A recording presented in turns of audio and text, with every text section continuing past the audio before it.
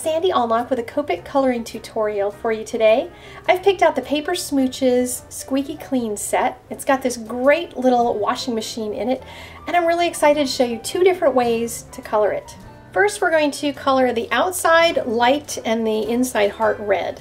And I'm coloring just a base coat of W0 over top of the whole thing just to lay some color down. And I'm going to add W3 as the shadow.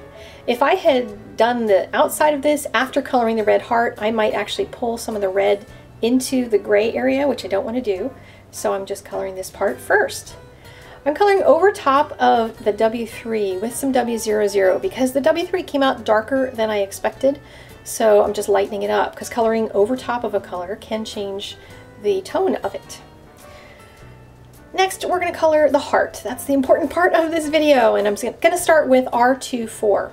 This is one of my favorite light reds. A lot of people would start coloring reds with pink, and then they get frustrated because the reds don't look like reds. They look like a weird red-pink combination. So I'm going to show you how to do this with just reds.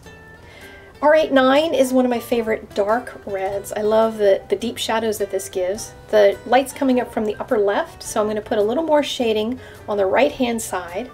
And then I'm going to add a few other spots. That's going to help it look metallic if I have a couple of highlight spots of both lights and darks. My medium tone is R37, and I'm blending the dark color, the R89, into the R37. I'm not worried about the R37 blending into the R24 yet. I'm going to do that in the next step. So I'm just adding that middle tone.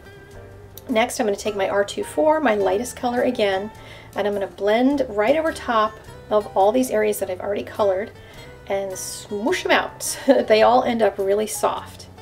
Because when you're talking metal, there's going to be some spots that you want to be harsh and really shiny, but a lot of it you want to just be real soft and blended, because I want this to look like a dimensional, a 3D little rounded glass window on this washing machine.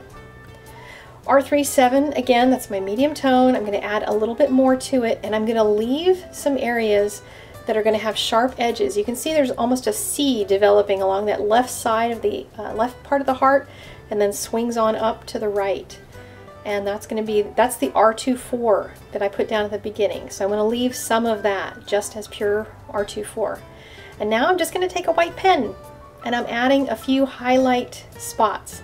Doesn't have to be a lot in order to communicate a lot of metallic look to it. So how easy is that? Now we're going to flip-flop and color the reverse. I'm going to start with the white heart first, or the silverish grayish heart, because again, I don't want to drag that red color into the heart itself. So I threw down just some swashes of the W0 color, and we're going to go in with a little bit of W3. And my marker is smushing because I just filled it and apparently overfilled it. So I'm going to, instead of worrying about that and starting over, I'm going to be smushing the color anyway. So I'm just going to blend it with my W2 instead and stretch that area out of darkness and make it a little bit softer. And then take the W0 and go even further and just drag the color going right over top of where I've already colored. I'm leaving a few harsh spots, you can see, and I'm doing them in different spots. Every time I color this heart, it's going to be slightly different because of how the marker goes down.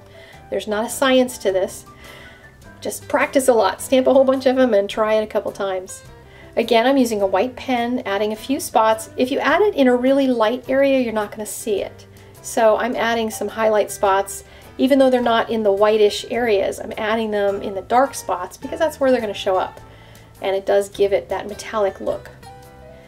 I'm coloring the outside of it now with the R24, a base coat of the lightest color. I always wanted to have some red appliances, so this is my moment to have a red appliance, even if it's only going to be on a card. I'm adding my R89 to add some dimension around the bottom of it, around the area where those buttons are at the top, and then all the way around the heart, especially on the bottom side and in that crevice at the top. R37 is going to drag that color out and blend it and make it a little bit softer. Coloring right over top of it and stretching out the shaded areas. And doing that all across the entire image. And now the R24, once again, go with your lightest color over top of the entire thing and watch how it blends. I'm coloring with Neenah cardstock. I really like how it blends. Some people like something that has less of a bleed to it. I really like the bleed. I like to use the bleed in my favor, but it really depends on your Copic style. Here are the 2 cards that I created using the images that we just colored, and I would be curious to know which one is your favorite. Is there one style or another that is more of your type? And I would love to hear your comments in the doobly-doo down below. Please be sure to click that like button down there as well, and subscribe to Simon Says Stamp to get lots more fantastic ideas. See you next time. Bye.